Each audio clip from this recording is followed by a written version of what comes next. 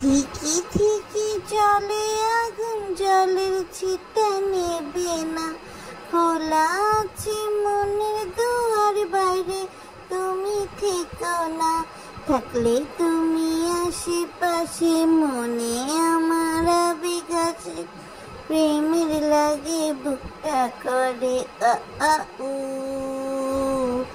দুষ্টু কোকিল ডাকে রে কুকু কুকু কুকু কুকু, মনে বাঁশি বাজে রে কুকু কুকু কুকু কুকু। দুষ্টু কোকিল ডাকে রে কুকু কুকু কুকু কুকু। আসসালামু আলাইকুম দর্শক, সবাই কেমন আছেন? চলে আসলাম আজকে আবারও নতুন একটা ভিডিও নিয়ে। এই ভিডিওটা দেওয়ার আর একটু পরে আমার ইচ্ছা ছিল, কিন্তু আমার মনে হলো শারমিনের এই যে উন্নতি, এই উন্নতিটাকে অ্যাপ্রিসিয়েশন না করে দর্শক আমি পারছি না। আমি ব্যাপারী পরিবারকে রোস্ট করি, এটা যেমন সত্যি কথা, তেমন ব্যাপারী পরিবার যদি কোনো কিছু ভালো করে তখন আমি সেটাকে প্রেইজও করি। যেমন আমার কাছে মনে হয়েছে শারমিনের মতো একটা থার্ড ক্লাস লেভেলের মেয়ে নিজে একা সিঙ্গাপুরে যাচ্ছে, এটা কিন্তু অনেক বড় একটা অ্যাচিভমেন্ট। উই শুড প্রেইজ হার, তাই না? বলেন দর্শক, আমাদের তো প্রশংসা করা উচিত। তো হঠাৎ করে আজ 13 দিন পর গিয়ে শারমিনের মনে হলো যে এত কিছু কেন ঘটলো, সে কোথায় গেছে সে বলবে। সবার আগে এই ভিডিওটা দেখে আমার মনে যে প্রশ্ন আসছে যে কেন এই লুকোচুরি, কি কারণে জানি না। ওই যে একটা গান আছে না, কেন এই লুকোচুরি, কি কারণে জানি না, কাছে পেতে চাই তবু কেন যেতে পারি না। তো এই যে দেখেন এই লুকোচুরিটা কেন যে বিল্লাল, কেন যে রাজ করছে আমি জানি না। আজকে শারমিন একটা ভিডিও দিছে, সে কিন্তু এসআর ড্রিম লাইফকেই ট্যাগ করছে, তাই না দর্শক? মানে সে তার জামাইয়ের চ্যানেলকেই ট্যাগ করছে, তার নিজেরা তার জামাইয়ের যে চ্যানেল সেটাকেই ট্যাগ করছে। তারপরও কেন তারা এরকম নাটক করছে? কেন ওরা আমার সাথে এমন কেন করলে এই শিরোনামে রাজ এখনো ভিডিও দিচ্ছে? কেন শারমিন কোন দেশে যাচ্ছে সেটা বলছে না? শারমিন বলেছে যে তার ভিসা হয়ে গেছে, সে যাচ্ছে। এখন সে বৈধ কাজে যাচ্ছে না অবৈধ কাজে যাচ্ছে, এই দেশে যাচ্ছে না ওই দেশে যাচ্ছে, কিচ্ছু বলছে না দর্শক, কিচ্ছু বলছে না। কিন্তু তার সাথে যে সুগার ড্যাডি, সেই সুগার ড্যাডির সাথে পাশাপাশি বসে ঠোঁটে লাল লিপস্টিক ল্যাপটায় সেলফি দিতে কিন্তু দর্শক বোঝেনি। শারমিন ভেবেছে কি সে অনেক চালাক, তার চালাকি আমরা ধরতে পারবো না। কিন্তু শারমিন ভুলে গেছে যে আমরা হলো রোস্টার, আমাদের কাজই হচ্ছে চোর ধরা। অফিসিয়ালভাবে পুলিশ যেমন বাইরে অপরাধ সংঘটিত হলে চোর ধরে, আমরা তেমন ইউটিউবের ভিডিওর মধ্যে যদি এগুলো চুরামি থাকে সেগুলো ধরে বেড়াই। আর তারই ধারাবাহিকতায় দর্শক এই যে দেখেন শারমিনের এই দোষটা কিন্তু পুট কইরা ধরে ফেললাম। তো শারমিন আপার মানে এমন আকাল দিন আসছে যে শারমিন আপাকে এয়ারপোর্ট পর্যন্ত ছেড়ে দেওয়ার কেউ নেই, অথচ বাবু মিমকে বাসর ঘর পর্যন্ত ছেড়ে দিতেও এক গাদা লোকের অভাব হয় না। অথচ শারমিন প্রথম বাইরে যাচ্ছে, শারমিনকে ছাড়ার জন্য লোকের বিরাট অভাব হয়েছে, যে কারণে একে একে সিএনজি করে আমাদের শারমিন আপা আসছে হচ্ছে আপনার বিমানবন্দরে। এরপরে শারমিন আপা একা একা ভিডিও করছে। এর মধ্যে শারমিন আপা আবার আপনার একটা ব্যাগ কিনছে, সেই ব্যাগের মধ্যে কিন্তু একটা সুগার ড্যাডি ভাব আসছে। যারা ফুটপাতের ব্যাগ কিনে অভ্যস্ত তাদের পক্ষে এত দামি ব্যাগ বা লাগেজ কেনা সম্ভব না।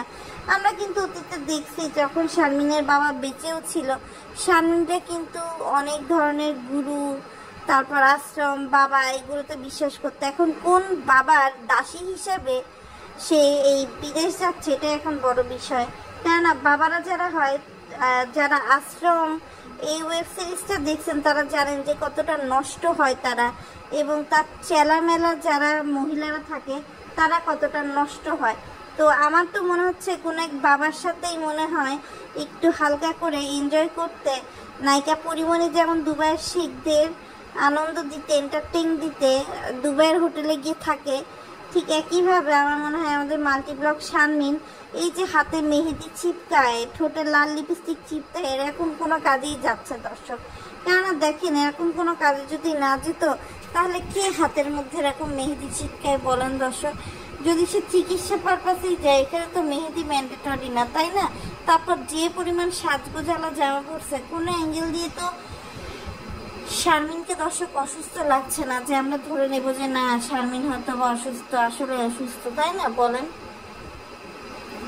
এরপর দর্শক দেখলাম যে সে ওখানে গিয়ে একটা মেয়ে তাকে জুটায় ফেলছে, এমনভাবে তার সাথে কথা বলতেছে যে সে হচ্ছে আপনার অনেক পুরনো, তারা দুইজন, এবং তারা দুইজন মিলে হচ্ছে সব কিছু করার একটা চেষ্টা করছে।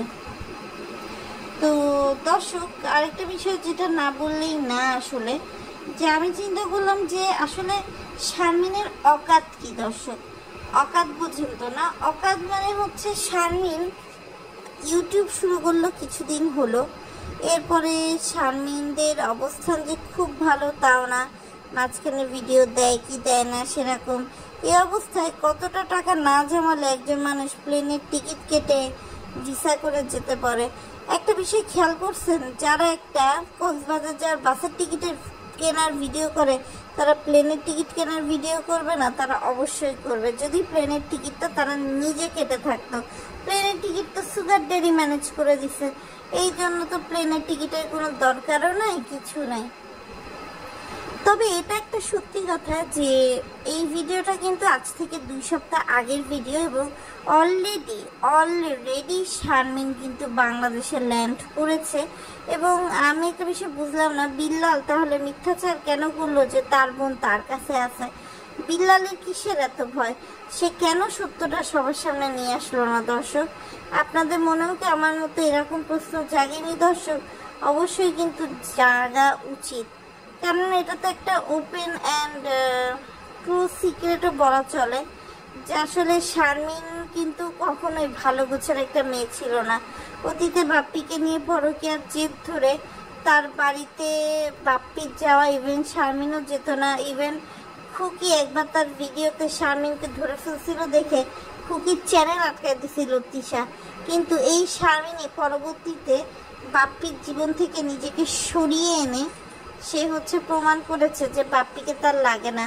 আরেকটা বিষয় দর্শক দেখলাম যে বাপ্পি ভাই আজকে অনেকদিন পর ভিডিও দিয়েছে, ভিডিওতে সে কার কি অবস্থান সেগুলো বর্ণনা করছে, এবং সেখানে সে বারবার তার বিয়ের প্রশংসা করছে, এবং এক পর্যায়ে সে বলছে যে তার বিয়ে আরেক জায়গায় বিয়ে করছে কিনা। এবং সেখানে বাপ্পি বলছে যে একটা পুরুষ মানুষ যদি মহিলাদেরকে পালতে পারে তাহলে সে বিয়ে করতেই পারে, কিন্তু সেটাও বলছে যে সে হচ্ছে স্ট্যাম্পে লিখে দিবে, সে কখনো আর দ্বিতীয় বিয়ে করবে না।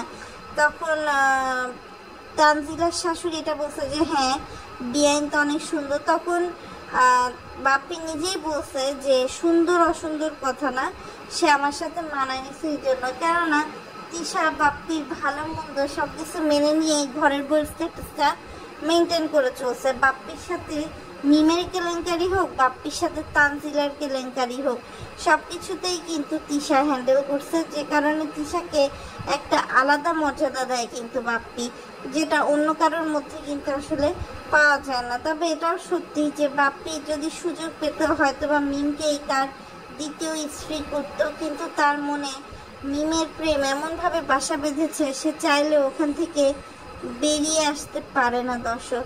তো যাই হোক, আমাদের শারমিন আপা দেখি আর কত নাটকের স্ক্রিপ্টে তার নাটক লেখে, এবং সেই নাটকে আসলে কতটুকু কি সে জিততে পারে আর কতটুকু ধরা খায় সেটা তো সময় বলবে। তো আজকের ভিডিওটা এই পর্যন্তই, সবাই ভালো থাকবেন, আল্লাহ হাফেজ।